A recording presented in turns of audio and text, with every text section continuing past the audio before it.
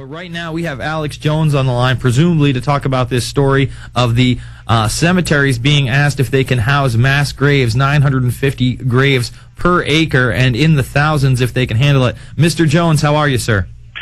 Hey, it's good to be here. Yeah, I called in about that. I know Aaron's working on it right now. By the end of the show, it should be up on INFOWARRIOR.com, and I want to cover that. But before I do that, I just wanted to call in because tomorrow you're sitting in on the show.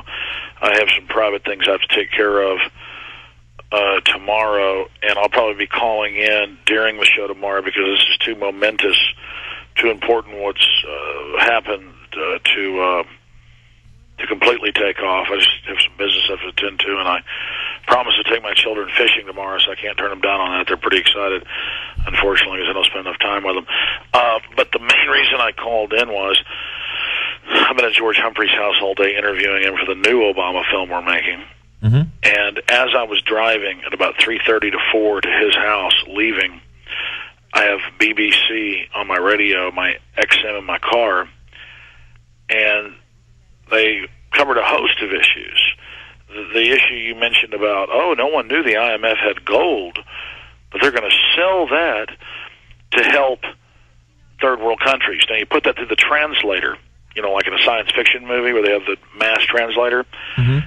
It sounds like gobbledygook. We put it through the translator, that means more gold leveraged to make loans to the third world at loan sharking rates they can never pay back. Now that they're desperate and need it, the bankers can take over even more. So that's what that means.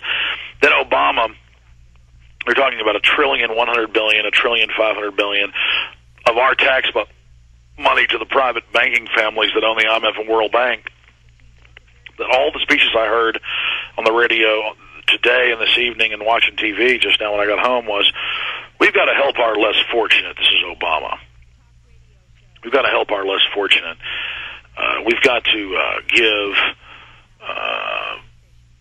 50-something million and 500-something million, which is literally like nickels in your pocket compared to $1 million when the banker's money, to the third world. So the news is all saying, this meeting's about helping Africa and Asia. I mean, meanwhile, the IMF and World Bank are hated all over the world for the loan sharking and the criminal activities and staging coup d'etats and taking over countries. But you called me tonight when I was finishing up an interview with Humphrey saying that Anderson Cooper announced, yes, they've announced the New World Order, and this is upsetting some Americans, and I did when I got home, YouTubed it.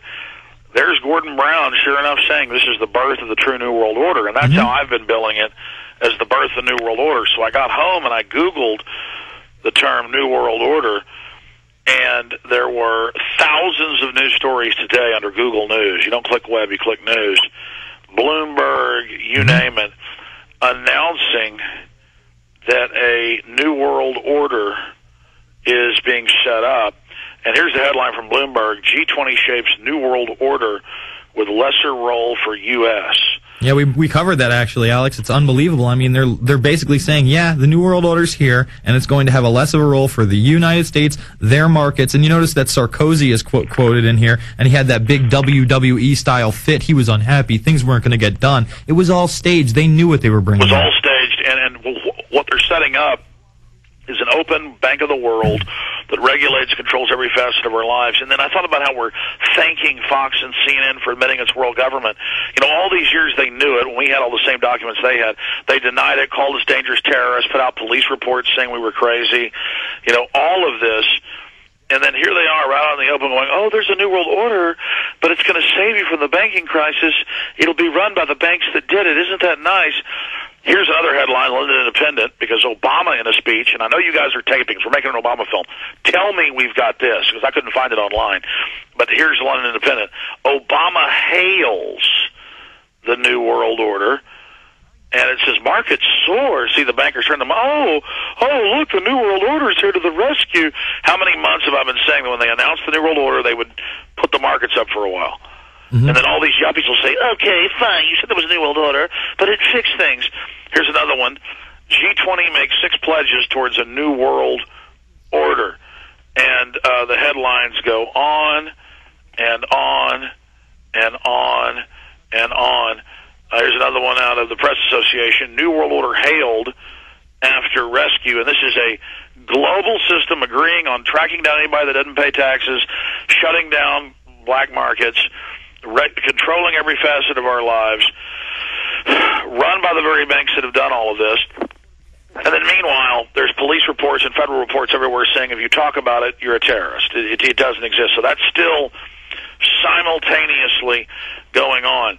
So this is big. I mean, this is the biggest step towards the New World Order is the founding of the League of Nations, founding of the United Nations, since George Bush announcing the New World Order. This is their dreamed-of crises they've been engineering for decades, now here upon us, and if you give in to them as if they're the solution, it'll only get worse. Here's another headline, Financial Times of London, the first bricks in the New World Order, you know, as they always build towards the tyranny. So I was thinking how pathetic I am. Oh, thank you, mainstream media, for admitting it's real. Well, of course, these criminals think it's too late for us. They've already gotten us in debt, pulled the plug out, put their police state in place.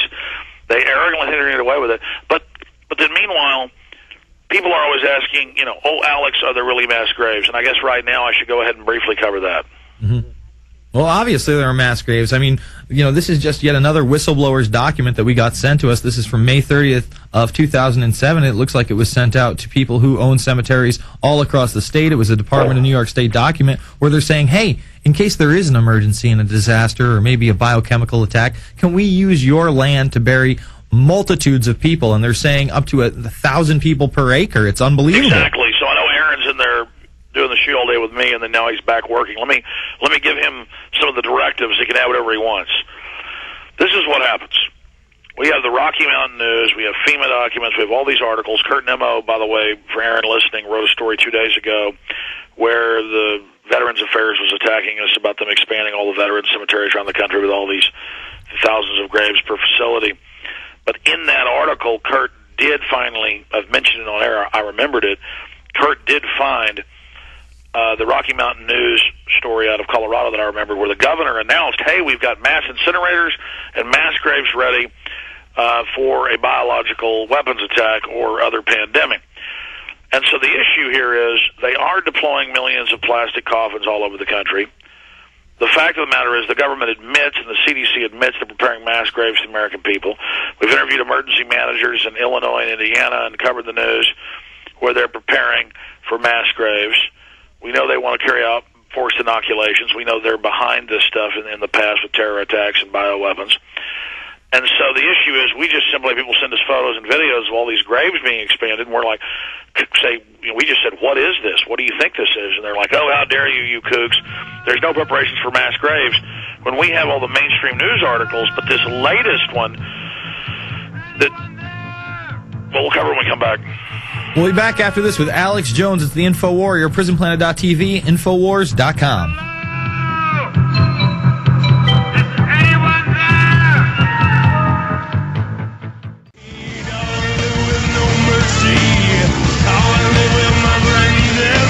All right, we are back. It's the InfoWarrior with Jason Bermas, and we are joined by Alex Jones on the line to discuss this Division of Cemeteries out of New York State document that was sent to us, calling for mass graves, calling for land grabs in the case of a pandemic attack or a biochemical attack or a natural disaster, all these things. Why are they preparing for this, Alex? Well, the issue is, the fact is, they are preparing for it. People need to stop living in denial about that.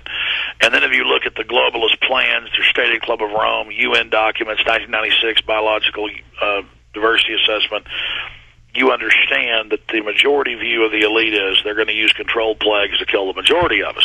They're on record stating it, just like they're on record stating they would have a world financial collapse and bring in a new Bank of the World that would set carbon taxes on us. All we do here is cover what they're saying and what they're doing, and anybody that ignores that does it at their own peril. And by exposing how they're premeditatedly getting ready for these bio-releases, we may be able to stop them from doing it. Now, clearly the way they do things is beta test. And so they're going to have some smaller bioweapons releases in the future to train us to be locked down, to train us to be germaphobes, to train us to be hypochondriacs, to take their inoculations. And that's where the real poison's at.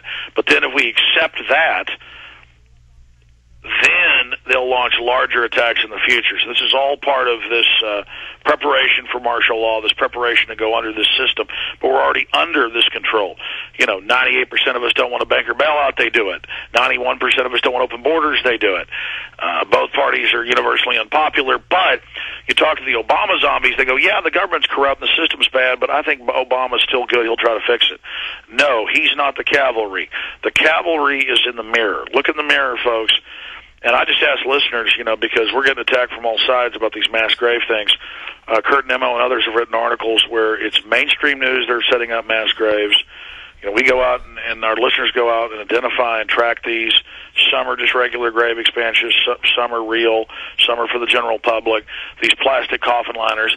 All of this is happening, and the denial needs to end. And Aaron's doing a big master article right now that has all the latest information on it, so people can see it in context, not just one story or another story, but when you see the big picture connecting the dots.